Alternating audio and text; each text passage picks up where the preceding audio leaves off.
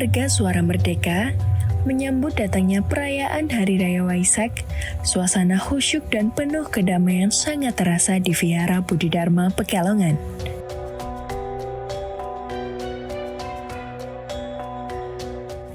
Selama 1 bulan penuh, umat Buddha setempat secara rutin melaksanakan kegiatan pembinaan spiritual dan pendalaman ajaran Dharma. Menariknya, pembinaan spiritual ini diiringi dengan praktik puasa makan.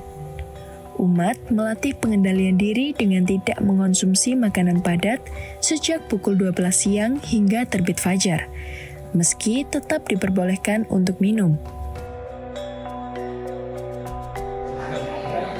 Juga puasa, gitu. Pada puasa. Jadi selain mendengarkan ceramah juga pada puasa. Ya, puasa di dalam agama Buddha itu para umat-umatnya menjalankan kata sila 8 sila. Nah, 8 sila itu makannya dari tengah hari sampai fajar hari. Itu. Sebelum Waisak nanti.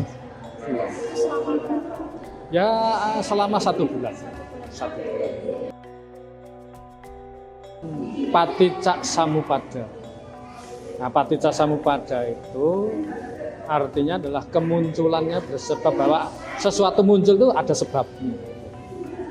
Maka dikatakan Paticca Samuppada itu satu sama lain saling bergantungan, ada 12 itu tadi Bantu sampaikan. Secara garis besar ada 3 kan, ada Kilesawata, Kamawata, dan Wipakawata. Artinya ada lingkar pengotor batin, karena punya pengotor batin keserokan, kebencian, kebodohan, maka kita berbuatnya berdasarkan pengotor batin. Karena kita berbuat berdasarkan pengotor batin, maka akan ada akibat. Nah, akibatnya apa? Ya tadi, kita lahir lagi itu. Gitu. Jadi lahir lagi itu karena sebagai akibat dari perbuatan yang disertakan pengotor batin. Keserakahan, kebencian, kebodohan, kemarahan, ayo termasuk.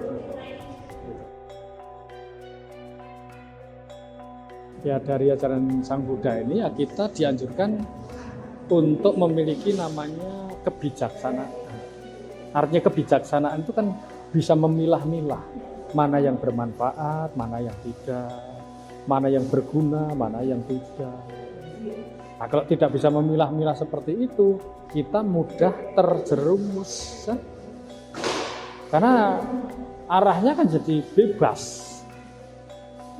Ya memang sesungguhnya kita ini makhluk yang dikatakan bebas.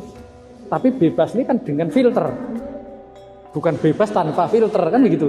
Nah, yang punya filter itu kan namanya orang bijaksana.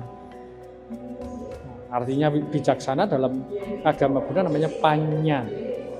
Nah, panya itu ya bijaksana. Arti bijaksana mengetahui secara menyeluruh bahwa ini baik, ini tidak baik, ini berguna, ini tidak berguna. Kalau kita tahu ini baik, ini tidak baik, berguna, tidak berguna, kita pilih mana ciri orang bijaksana.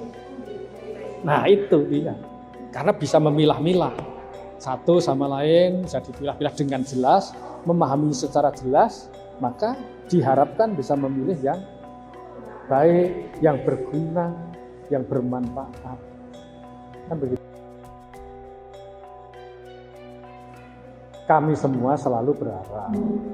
Karena satu negara itu bisa maju kalau punya kebersamaan. Dan tentu kebersamaan dalam hal yang tadi yang baik dengan kebijaksanaan itu. Karena tidak ada suatu negara yang sempurna. Pasti ada kurang lebihnya. Sama kita dalam hidup kan sama juga. Dalam berkeluarga juga ada kurang lebihnya. Tapi kalau yang dilihat yang buruk-buruknya saja, bagaimana kita mau bisa maju juga? Nah itulah, makanya pentingnya filter itu tadi, bijaksanaan itu disertakan. Oke, harapannya seperti itu. Nah, ini kan menyangkut semua golongan masyarakat, semua etnis, semua keyakinan. Itu harus punya satu arah yang mengarah ke hal-hal yang ya tadi yang mendatangkan manfaat, yang mendatangkan kebahagiaan.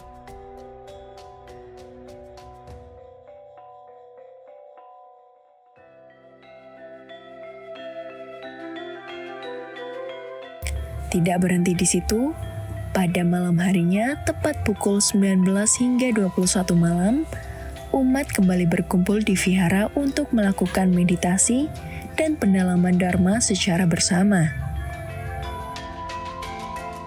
Ini kegiatan SPD sebulan pendalaman dhamma.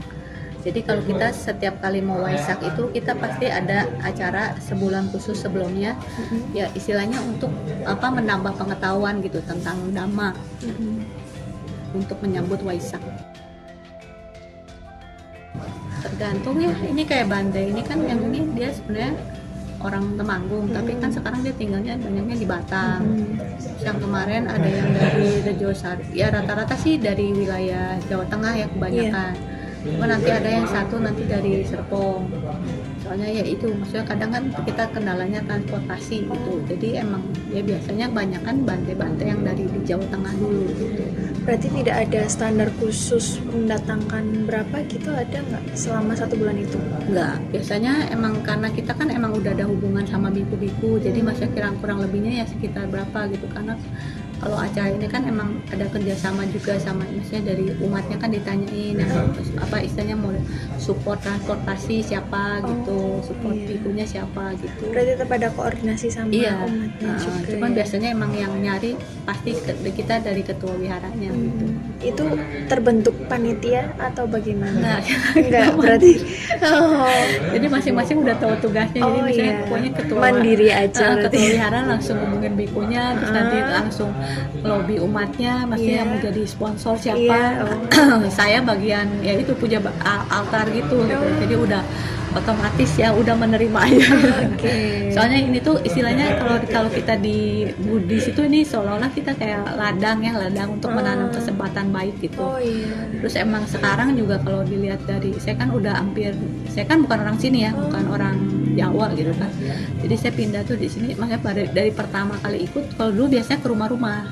Jadi biasanya misalnya rumah si A kita sekalian berkunjung, cuman kan kadang kalau di rumah kan kadang repot ya, males. Kalau di wihara kan ya itu wihara yang jadi istilahnya wihara, cuman tapi tetap ada yang ditanggung sama sponsor gitu. Ya emang kita di sini kan emang intinya untuk mengubah pandangan. Jadi kalau bisa tuh setiap orang tuh ada pandangan benar gitu. Karena dengan pandangan benar tuh kita bisa jadi tahu yang baik itu yang gimana, yang buruk itu yang gimana gitu. Jadi kan kalau banyak yang benar kan berarti banyak yang berbuat baik kan, istilahnya ya dunia lebih aman, tentram, damai. Betul.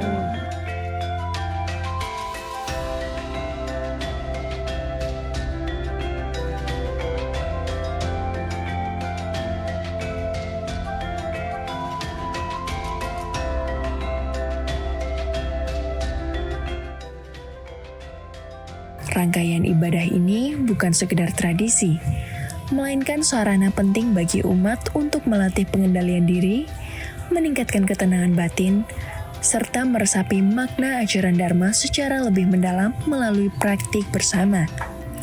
Dari Pekalongan, tim liputan Jemaah Suara Merdeka Network melaporkan.